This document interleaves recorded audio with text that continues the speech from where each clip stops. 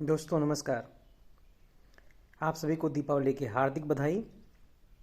दीपावली के बाद जो दूसरा दिन पड़ता है जिसको हम परेवा या परुआ कहते हैं अपनी देशी भाषा में, उस परुआ को मैं अपने नवनिर्मित गोदाम पे बैठा हुआ था, तभी मेरे मन में कुछ बात आई। दोस्तों ये बात मैं आज आपके साथ शेयर करना चाहता हूँ। तो जो दोस्त हमारे इस बात से इत्तेफाक रखते हैं, मैं चाहता हूँ कि वह अपने समर्थन को चाहे कमेंट के ज़रिए, चाहे लाइक्स के ज़रिए, चाहे शेयर के ज़रिए हम तक पहुंचाएं, जिससे हमें लगे कि कितने लोग हमारी बात से इत्तेफाक रखते हैं, कितने लोग शिक्षित हैं या फिर कितने लोग अपने भविष्य के लिए जागरूक हैं। बात नंबर एक बच्चा बचपन से लेकर के एमएससी तक, पीएचडी तक पढ़ता है, एग्ज़ाम पे एग्ज़ाम देता है, एक बहुत बड़ी इन्वेस्टमेंट करता है, फाइनेंशियल, फिजिकल, हर तरीके की इन्वेस्टमेंट करता है। फिर इसके बाद जब वो अपने पहले पायदान अर्थात अपने रोजगार के लिए, नौकरी के लिए जब वो आगे बढ़ता है, तो उसके कौशल एवं कुशलता का जो पैमाना है वो प्रतियोगी परीक्षाओं द्वारा तय किया जाता है। उसके बाद इंटरव्यू का प्रोसेस है। लेकिन सरकार उसके पहले पेट एग्जाम कराती है, जिसको आप एलिजिबिलिटी टेस्ट कह सकते हैं कि आप एलिजिबल हैं प्रतियोगी परीक्षा देने के लिए या नहीं। मतलब एक इंसान, फिर उसके बाद होता क्या है कि हम अपना पूरा जीवन देते हैं, पढ़ते हैं, अपना पैसा खर्च करते हैं, मेहनत करते हैं, और फिर इसके बाद जब हम किस काबिल होते हैं तो सरकार इस तरह की चीज़ें करती है। लेकिन जब हम एक मुख्यमंत्री या प्रधानमंत्री का जब चुनाव होता है, उस वक्त क्या होता है, असल में जब हम चुनाव लड़ते हैं, या सॉरी माफ़ कीजिएगा, जब हम चुनाव में पार्टिसिपेट करते हैं, वोट देने जाते हैं, तो उस वक्त हम क्या चुनते हैं? अपना विधायक, अपना सांसद। मैं दोनों चुनाव की बात कर रहा हूँ, चाहे वो प्रधानमंत्री हो और चाहे वो मुख्यमंत्री हो।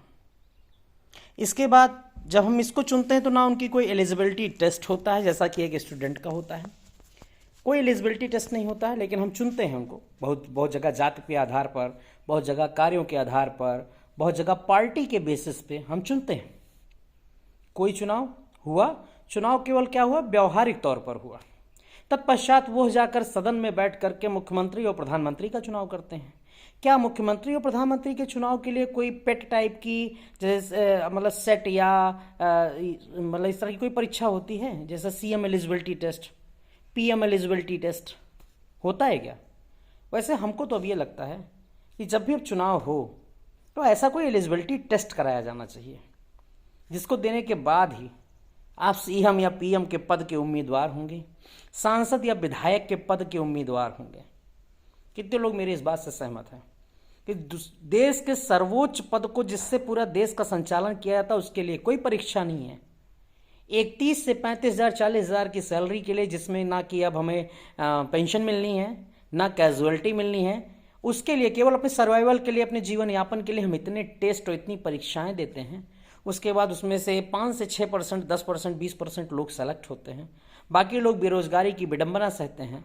फिर वो अपना व्यवसाय करते हैं, व्यवसाय में सारा अपना एफर्ट डालते हैं, अपनी मेहनत डालते हैं, अपना पैसा डालते हैं।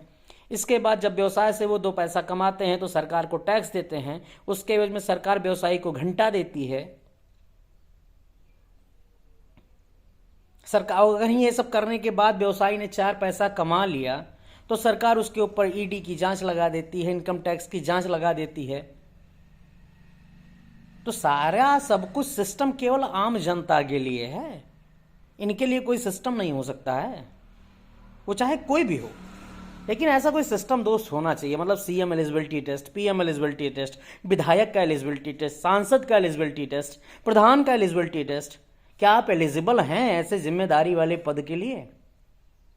तो दोस्तों, जो लोग हमारी बात से इत्तेफाक रखते हैं वो हमारे इस वीडियो को शेयर कर सकते हैं, लाइक कर सकते हैं, बातें अच्छी लगी, ठीक है, और चाहे तो फॉलो कर सकते हैं दोस्तों भाई। लेकिन एक बात है, मैंने अपने विचार रखे हैं, और कोई साला गाली देगा तो हमसे बुरा कोई नहीं होगा। गाली आप नहीं दे सकते हैं, गाली दीजिए अपने जिसको आपने चुना हो, ठीक है। जय हिंद, जय भारत। भारत माता की जय।